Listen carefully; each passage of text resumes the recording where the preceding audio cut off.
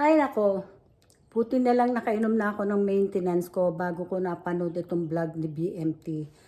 Batang Maynila to. Si Robin, sinasabi niya na siya daw dating rebelde.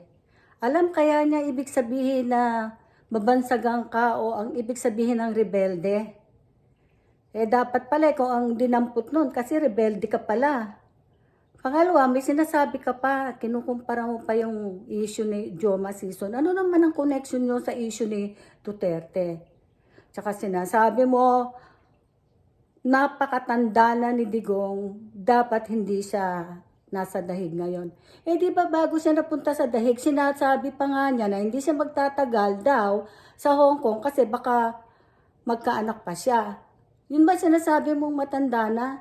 Robin, ayusin mo naman yung mga sinasabi mo. Naririnig ka, daming nakakarinig ng mga pinagsasasabi mo.